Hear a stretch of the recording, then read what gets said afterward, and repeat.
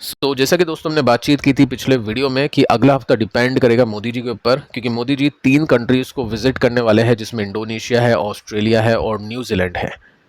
Detail में जानकारी के लिए आप उस वीडियो को देख सकते हैं कि क्या रीज़न होगा उसके पीछे का और किस तरह से मार्केट बिहेव कर सकता है। साथ में एक इम्पॉर्टेंट कंपनी है जिसके स्टॉक के ऊपर फंडामेंटली टेक्निकल भी हमने चर्चा की है। मार्केट के अंदर ग्लोबली तो कुछ खास हुआ नहीं है, ये दो दिन गए हैं, इसके अंदर कुछ खास घटना घटित हुई नहीं है, चाहे वो नेगेटिव हो चाहे वो पॉजिटिव हो। अभी मैं संडे के दिन शाम को रिकॉर्ड कर रहा हूँ और उसके बेसिस पे आपको बता रहा हूँ, बाकी रात को कुछ हो जाता है तो उसके बेसिस पे रिएक्शन आएगा। फिलहाल हम गिफ्ट निफ्टी की क्लोजिंग के बेसिस पे हम एक्सपेक्ट करें कि कल मार्केट कैसा ओपन हो सकता है, तो यहाँ पे रिएक्शन है न्यूट्रल, यानी कुछ खास तेजी मंदी नहीं। ठीक है, उसके बेसिस पे हम निफ्टी के टेक्निकल्स को भी देख लेते हैं। टेक्निकली निफ्टी रिवर्सल दे चुका है। यहाँ पे आप देख सकते हैं ये टॉप्स है, रेसिस्टेंस है, इसको निफ्टी ने तोड़ दिया है और उसके बाद में निफ्टी ने यहाँ पे एक रिवर्सल दे दिया है। लेकिन अगर आप इस रिवर्सल को थोड़ा सा गौर से देखोगे तो यहाँ पे आपको कैंडल देखने को मिलेगी लाल। इसका मतलब है कि निफ्टी ऊपर तो गया था बट ऊपर से प्रॉफिट बुकिंग हो गई थी, और ये सिचुएशन आपको पता ही है ब्रॉडर मार्केट के अंदर रहने वाली है, क्योंकि ग्लोबल सिचुएशन कुछ खास ठीक नहीं है। डोमेस्टिक सिचुएशन अब ठीक होना शुरू हो चुकी है। हो सकता है मार्केट चले बट जो तेजी का पेस होगा वो काफी स्लो होगा। अगर कुछ कंपनीज के नंबर्स अच्छे आते हैं तो ऑब्वियस उन कंपनी के स्टॉक्स में अच्छी तेजी चलेगी, अच्छे पेस के साथ में। जो आपने Q4 में भी देखा, कुछ कंपनीज के रिजल्ट काफी अच्छे थे, उनके स्टॉक्स ने काफी अच्छी ग्रोथ दी है। अब उसमें से ही दोस्तों एक कंपनी है जिसका नाम है एमटार। स्टॉक ने कल 5% की गिरावट के साथ में क्लोजिंग दी, सर्किट में चला गया था, आखिरी में सर्किट ओपन हो गया, इस वजह से 4.80% की मंदी ये दिखा रहा है आपको। कंपनी का मार्केट कैप 21,000 करोड़ का है। वैल्यूएशन को देखने चले तो 230 का पी रेशियो है। मैं आपको बता चुका हूँ जिन भी कंपनी के नंबर्स अच्छे आते हैं उनकी वैल्यूएशन ज़्यादा बढ़ जाती है, बट उनका स्टॉक ताश के बने घर की तरह हो जाता है। एक भी बैड न्यूज़ आएगी तो वो पत्ते गिर जाएंगे, पूरा घर खराब हो जाएगा। वही हमने देखा एमटार के अंदर, जिसमें हमने चेक किया कि इसका जो मेजर क्लाइंट है उसके अंदर कुछ प्रॉब्लम चल रही है, उसके काम धंधे के अंदर कुछ प्रॉब्लम हुई है। ऑब्वियस उनका काम खराब होगा तो एमटार को भी क्लाइंट कम काम देगा, उसके बेसिस पे यहाँ पे 9% के साथ में स्टॉक टूट गया था। क्लाइंट का नाम आप देख सकते हैं, इसके स्टॉक के प्राइस को भी ट्रैक कर सकते हैं। अभी दोस्तों एक न्यूज़ आती है कि कंपनी अब क्या करेगी, इन्वेस्टर से मिलेगी 4 दिन तक कंटिन्यूसली और डिस्कस करेगी कि 1350 करोड़ का जो ऑर्डर का बैकलॉग इनके पास में है, यानी ऑर्डर जो कंप्लीट हो नहीं पा रहे, पड़े हैं इनके पास में, उसके ऊपर बातचीत कंपनी करेगी। हो सकता है उस बातचीत के अंदर कंपनी कुछ इन्वेस्टर्स को अट्रैक्ट करे इन्वेस्ट करने के लिए कि हमारे पास में इतना अच्छा ऑर्डर बुक है, हम इसको कंप्लीट करेंगे तो हमारे ऐसे नंबर्स आ सकते हैं, वैसे नंबर्स आ सकते हैं। यहाँ पे देखते हैं कि क्या कुछ अपडेट आएगी। डेट्स मैं आपको बता देता हूँ, 7 जुलाई से लेकर 10 जुलाई 2026 तक ये इवेंट होगा, जिसमें कितना ऑर्डर इसके पास में 1350 करोड़ का, उसके ऊपर डिस्कशन होगा। 60% क्लीन एनर्जी का है, 25% न्यूक्लियर का है, 15% स्पेस का है। रेवेन्यू ग्रोथ के जो टारगेट्स है वो 22 से लेकर 25% के CAGR के हैं। अब देखिए इन्वेस्टर अभी क्या वेट करे, इन्वेस्टर यही वेट कर रहे हैं कि आपने जो 12 से लेकर 25% के टारगेट्स दिए हैं, क्या वो टारगेट्स आपके पूरे हो गए। वो Q1 में आपको पता चलेगा, क्योंकि अभी हमने देखा कि ब्लूम एनर्जी के अंदर कुछ प्रॉब्लम चल रही है, इसके क्लाइंट के अंदर कुछ प्रॉब्लम है। एमटार अगर गाइडेंस को कम करता है तो स्टॉक तेजी से गिरेगा, उसके बेसिस पर इन्वेस्टर्स ने पहले से ही बेच दिया।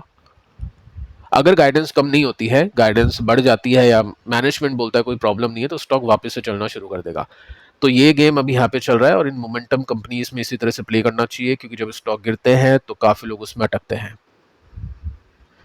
मैनेजमेंट की जो प्रायोरिटी है इंस्टीट्यूशनल इन्वेस्टर्स के साथ में ट्रांसपेरेंट रहना, उनको सब चीजें बताना, 1350 करोड़ का जो ऑर्डर है उसको डिस्कस करना, जो ब्लूम एनर्जी फ्यूल सेल का है, ठीक है, मेक इन इंडिया के ऊपर कंपनी काम करना, ये सब यहाँ पे टेक अवे होने वाले हैं।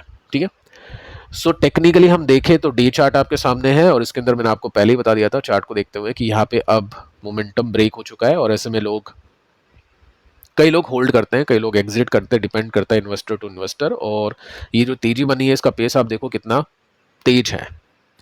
यहाँ पे तेजी थोड़ी सी स्लो पड़ती है और उसके बाद में ब्रेकडाउन होता है। अभी कंडीशन ये है कि स्टॉक ऑल टाइम हाई को भी तोड़ नहीं पाया है, उसके बाद में ऑल टाइम हाई आने के बाद में स्टॉक अभी कंटिन्यूसली नीचे जा रहा है। ये इंडिकेशन होता है। बाकी अगर नंबर्स अच्छे नहीं आते हैं, गाइडेंस खराब दे देती है कंपनी, तो फिर आप यहाँ पे देखोगे बड़ा डाउन ट्रेंड, और नहीं होता ऐसा तो फिर अपन वेट करेंगे ब्रेकआउट का, क्योंकि जब तक ब्रेकआउट नहीं होगा, जब तक अब कॉन्फिडेंस नहीं बनेगा इस कंपनी के अंदर तो ब्रेकआउट यहाँ पे होना चाहिए, स्टॉक सस्टेन करना चाहिए, तब जाके स्टॉक को पॉजिटिव स्टॉक का दर्जा मिलेगा। आपको क्या लगता है कैसे नंबर्स आ सकते हैं, गाइडेंस कैसी हो सकती है, नीचे आप कमेंट कर सकते हैं। अब देखिए दोस्तों, एक बड़ी खबर आ रही है जिसमें क्वेश्चन भी आ रहे हैं आपके कमेंट सेक्शन में कि सर कोका कोला का तो मार्केट कैप पेप्सी से ज़्यादा इंडिया के अंदर, तो अब कोका कोला आ जाएगा तो फिर वीबीएल क्या करेगा उसमें, तो फिर हमको बेचना चाहिए। देखो बेचना खरीदना वो डिपेंड करता है आपके ऊपर, बाकी मैं डेटा आपको देता हूँ जो कि काफ़ी जेन्युइन डेटा है। फर्स्ट आप देखिए कि 1 बिलियन आईपीओ आएगा। इंडिया का जो बॉटलर है कोका कोला खुद नहीं लिस्ट हो रहा है, उसका जो बॉटलर है जो पैकेजिंग करता है, मार्केटिंग करता है, डिस्ट्रीब्यूट करता है, जैसे वीबीएल पेप्सी का है, उसी तरह से एक कंपनी है जिसका नाम आप देख सकते हैं यहाँ पे HCCH, Hindustan Coca Cola holdings. तो ये कंपनी लिस्ट होगी, ठीक है। ये जो कंपनी है इंडिया के अंदर लार्जेस्ट बॉटलिंग ऑपरेशन चलाती है कोका कोला का, जैसा वीबीएल चलाता है पेप्सी का लार्जेस्ट, ठीक है। उनका काम क्या होता है, बॉटलिंग करना, ड्रिंक को बोतल में पैक करना, मार्केटिंग करना, डिस्ट्रीब्यूट करना, ये सब चीज़ें उनके लिए काम है। अब देखिए दोस्तों, अभी हुआ क्या है, ये बैंकर सिलेक्ट कर रहे हैं कि किस बैंकर से हम यहाँ पे इस आईपीओ को लेकर आए, तो टाइम लगेगा, अभी तो बैंकर ही सिलेक्ट नहीं हो पाया, तो 2027 लगेगा, तो डरो मत। पहली बात तो ये है। सेकंड है कि कोका कोला की जो ओनरशिप है वो अभी भी कोका कोला मतलब जो प्रमोटर है उसके पास में होगी, ठीक है। तो ये भी एक अच्छी बात है, प्लस पॉइंट है।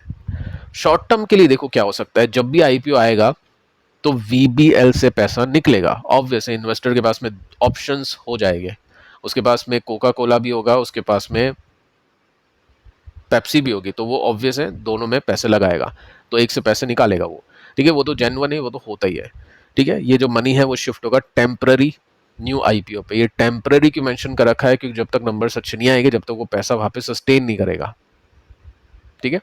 तो जब भी कोई आईपीओ आता है तो ये मत सोचो कि वो कंपनी आ रही है, वो कंपनी पहले से ही एग्जिस्ट करती है मार्केट के अंदर। कोका कोला लिस्ट नहीं है तो क्या हुआ, कोका कोला कंपटीशन तो वीबीएल को अभी भी दे रहा है, और वीबीएल के स्टॉक प्राइस में अभी भी उसका इम्पैक्ट है, वो सब चीजें प्राइस इन है। बस वो मनी फ्लो थोड़ा सा टूटेगा, वीबीएल से थोड़ा पैसा निकलेगा और वो कोका कोला में जाएगा टेम्पररी बेसिस में, ठीक है। लॉन्ग टर्म के लिए क्या है, सो यहाँ पे आप देख सकते हैं लिमिटेड इम्पैक्ट है, जब तक कोका कोला मटीरियली आउटग्रो नहीं करता है पेप्सी को वॉल्यूम्स के अंदर। कैसे करेगा, वो तो अभी भी एग्जिस्ट करता है, ठीक है। लिस्ट होने के बाद में कुछ चमत्कार तो होगा नहीं, लेकिन फिर भी अगर कंपनी करती है, एक्सपेंड करती है, पैसे वैसे उठाती है, तो जाके गेम बन सकता है, ठीक है। वीबीएल के पास में लाइसेंस 2050 तक का है, 49 तक का है, वो आपके सामने है। अब देखो रिस्क क्या है वीबीएल को लेकर, कोका कोला नहीं है रिस्क, एक नया जो मार्केट के अंदर प्रोडक्ट आया है कैंपा, ये एक बहुत बड़ा रिस्क है। आईटीसी भी अभी कुछ ड्रिंक्स को लॉन्च करने वाली है, ठीक है। तो सबसे बड़ा रिस्क यही कुछ कंपनीज है, कोका कोला तो वैसे मार्केट के अंदर है, पेप्सी को कॉम्पीट कर रही है, सो ये सब चीज़ें आप इसमें नोट कर सकते हैं। अब देखो सबसे इंटरेस्टिंग डेटा मैं आपको देता हूँ, estimated market share carbonated soft drink का इंडिया के अंदर सबसे ज़्यादा कोका कोला के पास में है, जी हाँ। उसके बाद में पेप्सी के पास में है, उसके बाद में 15 ये बाकी जो कंपनीज आती है, कैंपा, लाहौरी जीरा, आईटीसी, रीजनल जो ब्रांड्स होते हैं उनके पास में है। तो नंबर 1 पे कौन है, कोका कोला। अब यहाँ तक जो मार्केट शेयर है वो प्राइस इन हो चुका है वीबीएल में।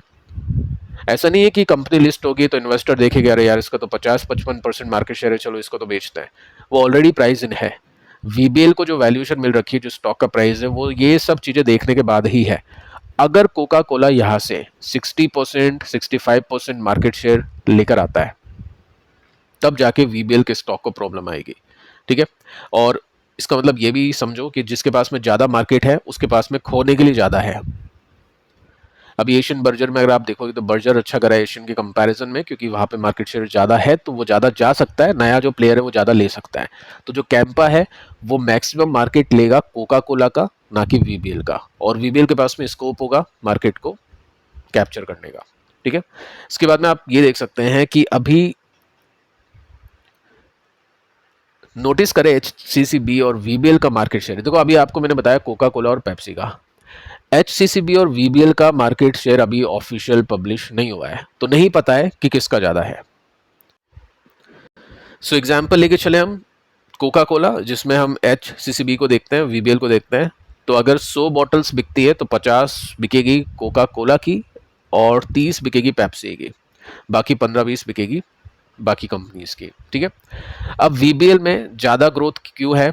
क्योंकि VBL हाईली ग्रोथ दे रहा है कोका कोला के कंपैरिजन में, स्मॉलर मार्केट शेयर होने की वजह से। अगर आप VBL के वॉल्यूम ग्रोथ देखोगे तो सिंपल सा यहाँ पे आप देख सकते हैं, मेंशन कर रखा है कि हिस्टोरिकली VBL ने ज़्यादा वॉल्यूम ग्रोथ दी है HCCB के कंपैरिजन में। अगर HCCB ज़्यादा ग्रोथ देता तो वो अपने आप को पहले लिस्ट करवाता, कॉमन सेंस वाली बात है। VBL का एबिटा मार्जिन भी बहुत ज़्यादा है HCCB के कंपैरिजन में। VBL प्रॉफिटेबल भी है इंटरनेशनल बिजनेस में, जबकि HCCB का कोई भी इंटरनेशनल बिजनेस नहीं है।